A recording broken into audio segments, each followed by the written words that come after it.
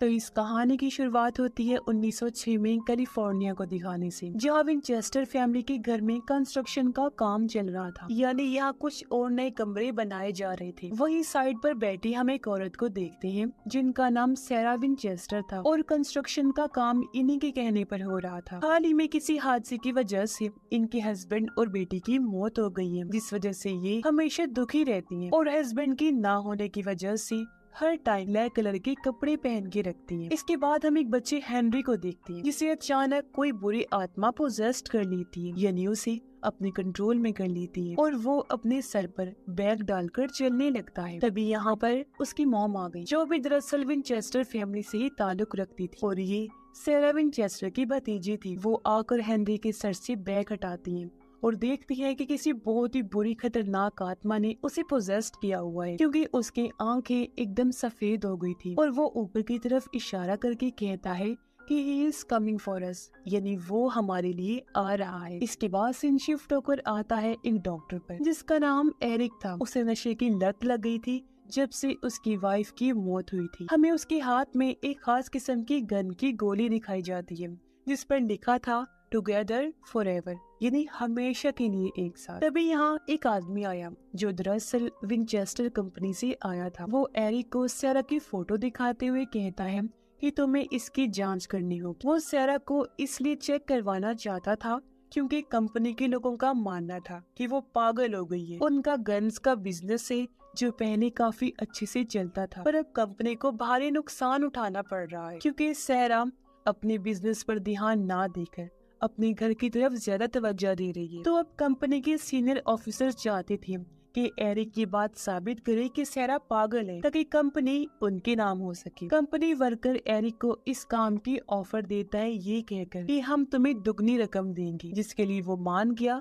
और अगले ही दिन विंचेस्टर हाउस पहुंच जाता है। यहाँ आकर हेनरी की मॉम यानी सैरा की भतीजी उसे पूरा घर दिखाती है। रात को एरिक जब अपने कमरे में बैठकर नशा ले रहा था तो अचानक उसे अपने पीछे एक आत्मा दिखाई देती है, जिसे देखकर पहले तो वो बौखला गया, लेकिन फिर समझता है कि शायद नशा लेने की वजह से मुझे वो आत्मा नजर आई। तभी उसके दरवाजे पर कोई आता है। दरवाजा खोलने पर पता चला कि वो घर में काम करने वाला सर्वेंट है जो उसे खाने पर बुलाने आया था। एरिक जब डिनर करने जाता है तो यहाँ पहली बार उसकी मुलाकात सैरा से होती है। रात को जब वो सोता है तो उसे अपनी वाइफ का सपना आता है, जिसे देखकर डर से उसकी आँख खुल जाती है। अचानक उसे गार्डन रूम से आवाजें आने लगी, जो सुनकर वो फौरन छानबीन करने चला जाता है। वो देखता है कि सैरा एक रूम में है और वो लॉकर से एक बॉक्स निकाल रही है। यहाँ सैरा को भी महसूस हो गया जैसे मुझे कोई देख रहा है, इसलिए वो बाहर आई चेक करने। तब तक एरिक छुपने के लिए एक रूम में चला जाता है।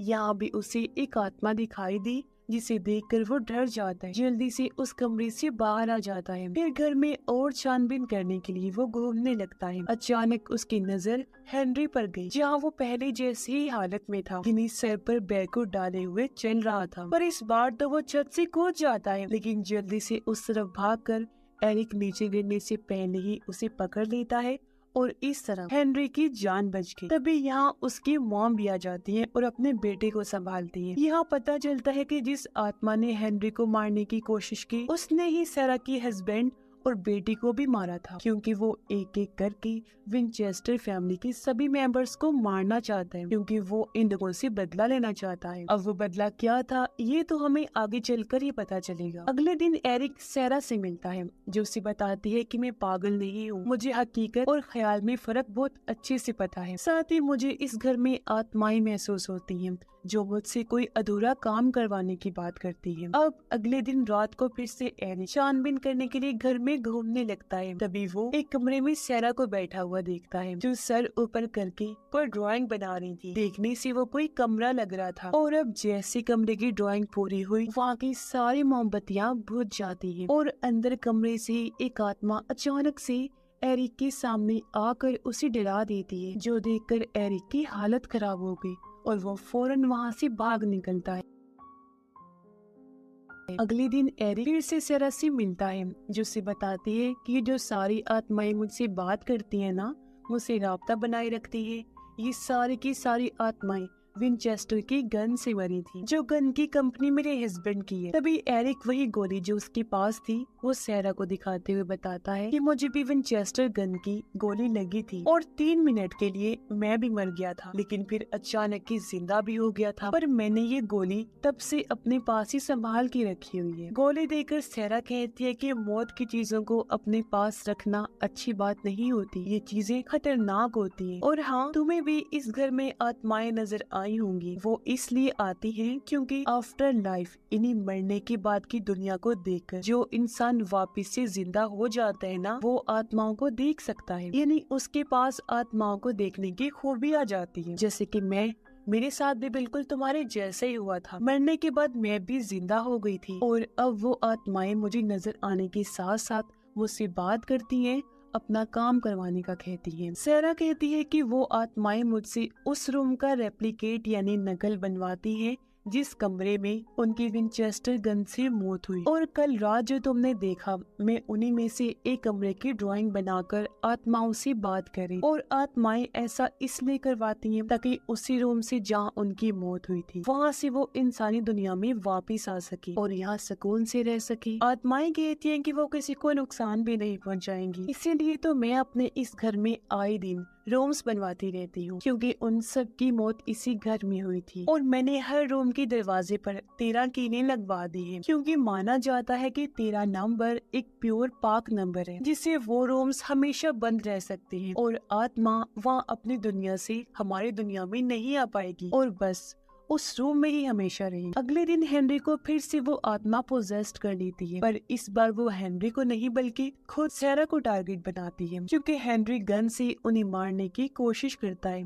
वो सैरा पर हमला भी करता है, लेकिन तब यहाँ हेनरी की मॉम और एरिक आकर उन्हें बचा लेते हैं। एरिक उसकी मॉम को कहता है कि मुझे आपकी बेटे का दिमागी तवाज़ुन ठीक नहीं लगता, इसे हॉस्पिटल लेकर जाएं ताकि इसका इलाज हो सके। तभी अचानक यहाँ वही सर्वेंट दोबारा आ जाता है और एरिक को कहता है कि मैं आपकी मदद करने आया हूँ। वो एरिक को बातों में फंसा लेता है और उसी बहाने से उसी रूम में ले जाता है जहाँ पर हेनरी बैग पहने हुए खड़ा था। यहाँ आते ही वो अपने असली रूप में आ गया, जो था भूत, और एरिक को डरा देता है। कहता है कि वो सब मरेंगे। ये देखकर एरिक की हालत खराब हो गई और वो फौरन वहाँ से भागकर सैरा के पास आ जाता है। वहाँ उस सर्वेंट की तस्वीर लगी हुई थी जिसके बारे में एरिक उससे पूछता है और अभी अभी जो सर्वेंट ने उसके साथ किया वो सब बता देता है। तब सैरा कहती है कि ये हमारा सर्वेंट नहीं है और उसे अखबार दिखाकर कहती है कि वो तो 19 साल पहले ही मर चुका था। वो हमारी फैमिली के पीछे पड़ा हुआ है, अपनी 2 भाइयों की मौत का बदला लेना चाहता है, जिनकी मौत भी एक जंग के दौरान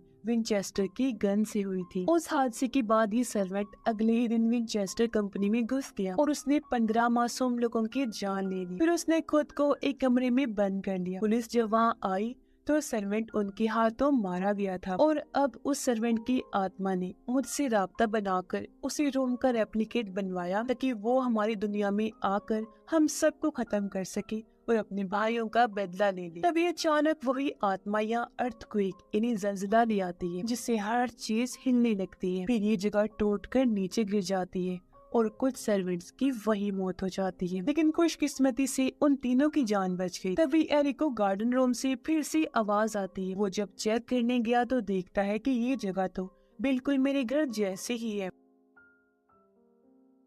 यहाँ वो अपनी वाइफ को देखता है, जरूर इसने भी सैरा से अपने घर का रेप्लिकेट बनवाया होगा और हाथ में उसने विंचेस्टर की गन भी पकड़ी हुई थी। और फिर तभी यहाँ वो होता है जो कुछ सालों पहले उनके गार्डन रूम में हुआ था, यानी एरिक की वाइफ ने खुद को गन से शूट करके मार लिया था। और उससे पहले मैं आपको बता देती हूँ कि असल में हुआ क्या था। दरअसल उसकी वाइफ को भी आत्माएं नजर आया करती थी, जिस बारे में उसने हालांकि एरिक को बताया था, लेकिन एरिक ने उसकी बातों पर यकीन नहीं किया था। तब गुस्से में आकर उसकी वाइफ ने गलती से एरिक को गन से शूट कर दिया था, जिस वजह से वो 3 मिनट के लिए मर गया था। ये देखकर उसकी वाइफ काफी घबरा गई।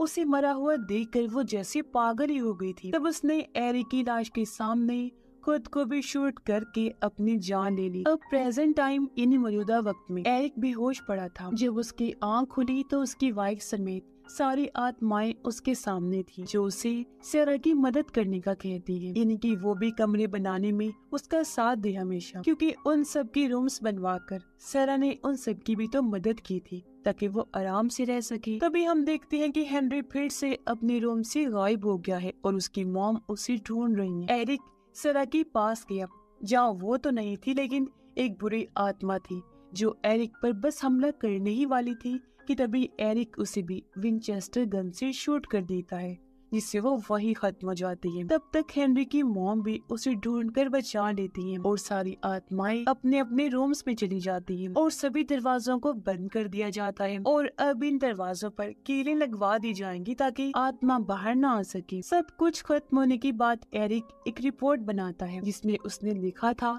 कि सेरा पागल नहीं है, वो बिल्कुल नॉर्मल है और कंपनी वही संभाली। जिसके बाद सेरा उस घर में आत्माओं के लिए और भी रूम्स बनवा रही होती है, जिसका साथ अब की बार एरिक भी देता है। तभी एक रूम से कीले निकलकर गिरने लगी क्योंकि वहाँ 13 कीले नहीं लगाए। हो सकता है कि ये आत्मा सेरा के हस्बैंड या उसकी बेटी की हो, क्योंकि उनकी वजह से सेरा आत्माओं की मदद कर रही। उसका मानना था कि मेरी बेटी और हस्बैंड बेमौत मारे गए क्योंकि उनकी विंचेस्टर फैमिली पर कर्ज जो लग गया था, इनके श्राप। ये कर्ज दरअसल उन हजारों लोगों का है जिनकी मौत विंचेस्टर की गन से हुई थी। यही सब सोचकर सेरा ने वो घर बनवाया ताकि यहाँ पर सभी विंचेस्टर गन से मरने वाली आत्माएं अमन सुकून से रह सके। ये घर फिर हमेशा भूतिया माना गया क्योंकि पूरे घर में सैकड़ों की तादाद में आत्माएं रह रही हैं और यहाँ के कमरों की गिनती कभी हो ही नहीं सकती। ये जगह भूल भुलैया जैसी लगती है क्योंकि एक कमरे का दरवाजा खोला जाए तो अंदर 2 और कमरों के दरवाजे होते हैं। हर तरफ सीढ़ियाँ और चिमनियाँ हैं जो जगह पूरी तरह